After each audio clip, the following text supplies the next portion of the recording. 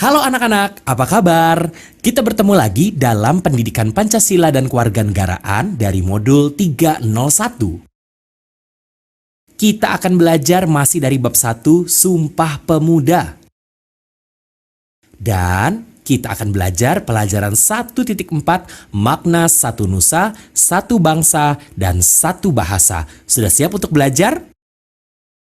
Kalau sudah siap, Bapak Guru Riki akan memberitahukan tujuan pembelajarannya anak-anak. Tujuan pembelajaran kita kali ini adalah supaya anak-anak dapat mengerti dan meneladani makna satu nusa, satu bangsa, dan satu bahasa. Ada Andika di situ. Mau bicara apa ya dia? Teman-teman, masih ingatkah kalian dengan isi Sumpah Pemuda? Anak-anak masih ingat nggak dengan isinya? Satu nusa, satu bangsa, satu bahasa. Sedikit kita akan membahas kembali tentang Sumpah Pemuda. Jadi, pada Kongres Pemuda II yang berlangsung di Jakarta tanggal 27 sampai 28 Oktober 1928, para pemuda Indonesia menyerukan Sumpah Pemuda dengan lantang. Sumpah Pemuda merupakan janji para pemuda untuk bersatu. Mereka berikrar memiliki satu nusa, satu bangsa, dan satu bahasa, yaitu Indonesia. Sekarang kita akan bahas satu persatu. Yang pertama adalah satu nusa.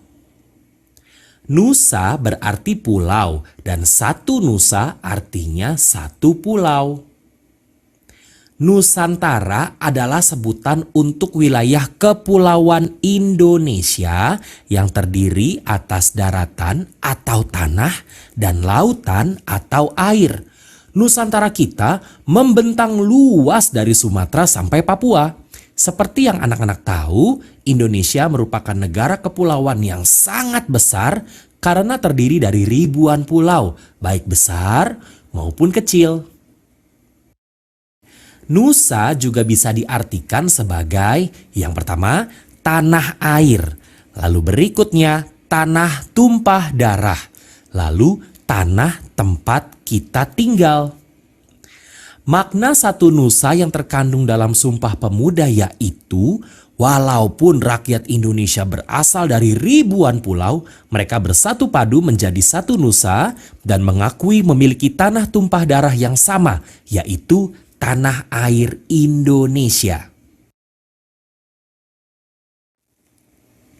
Nah, anak-anak, kewajiban kita sebagai rakyat Indonesia adalah menjaga keutuhan wilayah Ibu Pertiwi Indonesia. Tanah air Indonesia sangat luas. Lihat tuh petanya, besar sekali ya. Di manakah kamu tinggal? Jadi tanah air Indonesia itu bukan hanya Bali, bukan hanya Jawa, dan bukan hanya Sumatera saja. Namun tanah air Indonesia merupakan satu wilayah kesatuan, pulau-pulau yang tersebar dari Sabang sampai Merauke. Rakyat Indonesia seperti Pak Guru Riki dan anak-anak tinggal di pulau-pulau dengan situasi dan kondisi wilayah yang beragam. Seperti ini, lahan pertanian yang sangat subur. Kita lihat gambarnya ya. Wah, ada sawah yang membentang luas. Oke, ini gambar apa ya anak-anak? Betul sekali, kayu. Indonesia memiliki kekayaan hasil alam yang melimpah. Berikutnya gambar apa coba? Betul, logam emas. Dan Indonesia juga memiliki pengeboran minyak lepas pantai. Dan kayu-kayu yang tadi anak-anak sudah lihat itu berasal dari hutan yang ada di Indonesia. Nah, Indonesia juga menjadi tempat wisata dengan keindahannya yang sangat mempesona. Baik keindahan bawah air atau bawah laut anak-anak. Dan juga tempat-tempat wisata dan orang-orangnya yang sangat ramah. Semua itu adalah milik bangsa Indonesia. Jadi kekayaan alam boleh dipergunakan untuk kemajuan bangsa Indonesia, namun harus dapat dipertanggungjawabkan dan memperoleh izin dari pemerintah Indonesia. Nusantara kita sangat luas anak-anak dan merupakan tanggung jawab kita bersama. Wilayah daratan dan perairan Indonesia harus kita jaga dan lindungi. Ancaman yang muncul dari dalam dan luar negeri kita hadapi dengan rasa persaudaraan dan semangat persatuan yang tinggi agar keutuhan tanah air Indonesia tetap terjaga dengan baik. Karena kita memiliki tanah air yang sama, yaitu tanah air Indonesia. Sekarang Bapak Guru Riki akan memperlihatkan beberapa kebudayaan dari rakyat Indonesia. Lihat, ada barong, lalu ada yang sedang menarikan tari tradisional lainnya. Berikutnya, setelah satu nusa, kita akan masuk ke satu bangsa.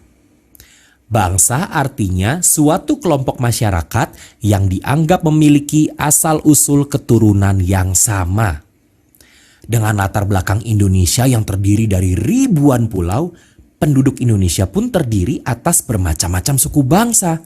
Masing-masing pulau di Indonesia pada umumnya mempunyai suku bangsa dan budaya yang berbeda-beda.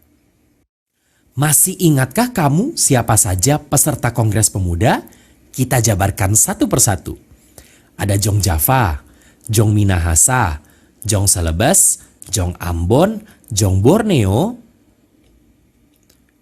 Jong Sumatra Nenbon, Jong Bataksbon, Jong Islamintenbon, Pemuda Kaum Betawi, dan Sekar Rukun. Pemuda Indonesia yang berbeda suku bangsa dan budaya mempunyai satu tujuan yang sama, yaitu mengusir penjajah dan memperjuangkan kemerdekaan.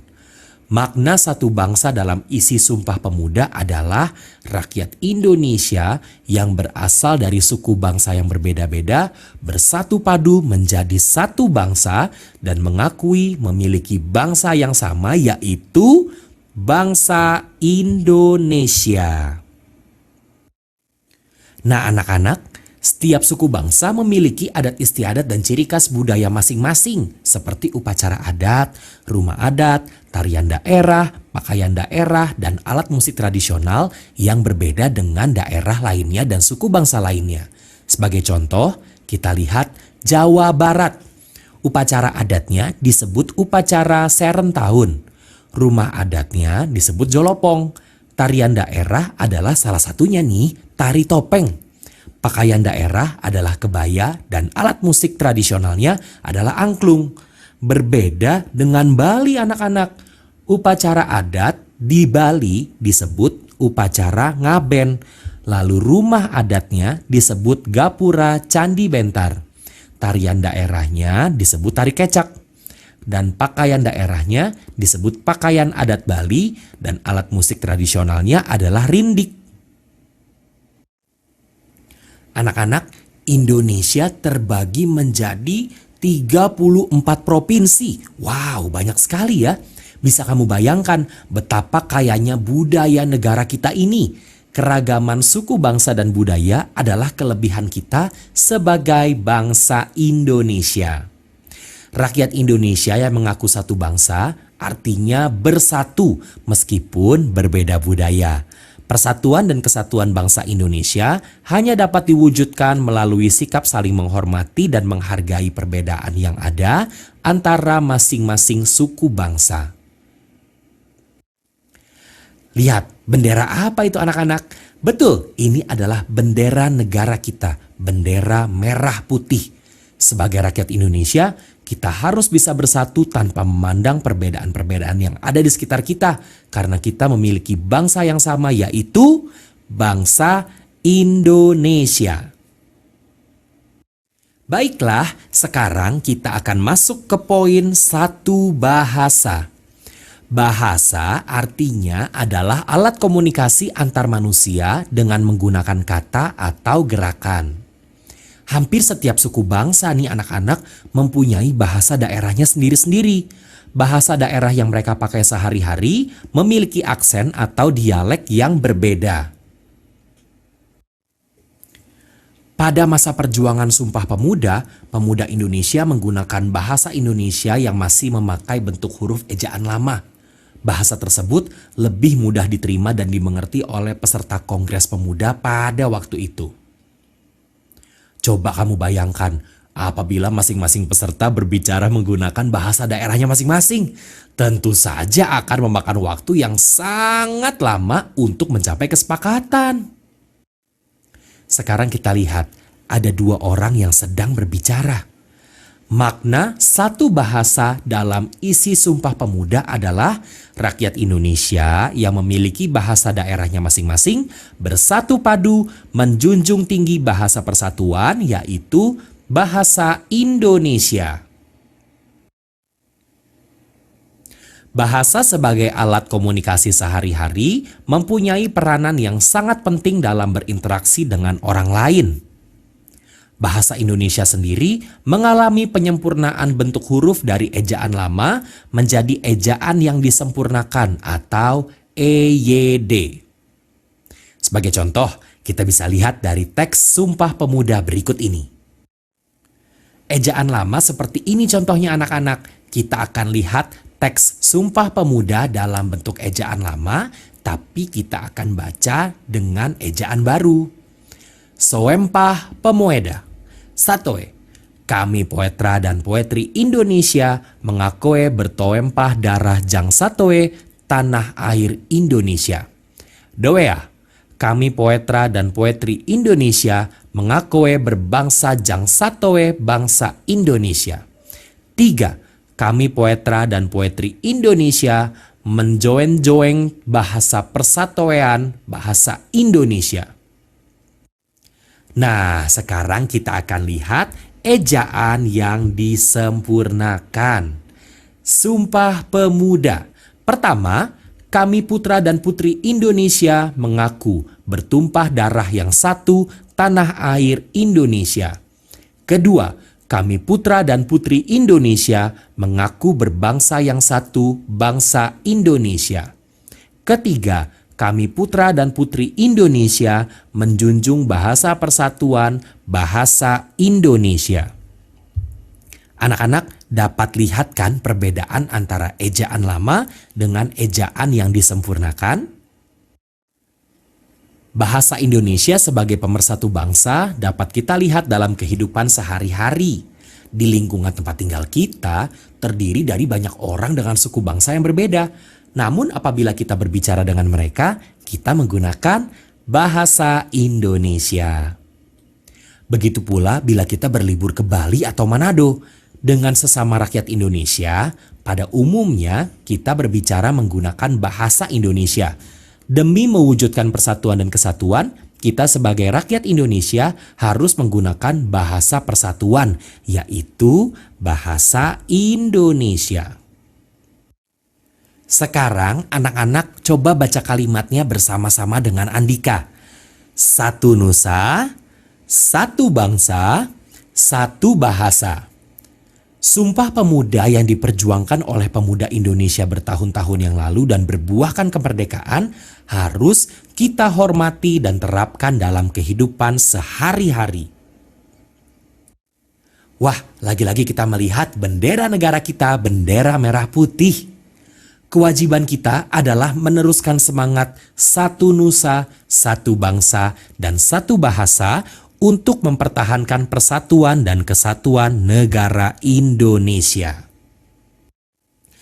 Oke, sekarang pelajaran 1.4 sudah selesai kita pelajari. Waktunya untuk kembali mengerjakan latihan di buku kegiatan.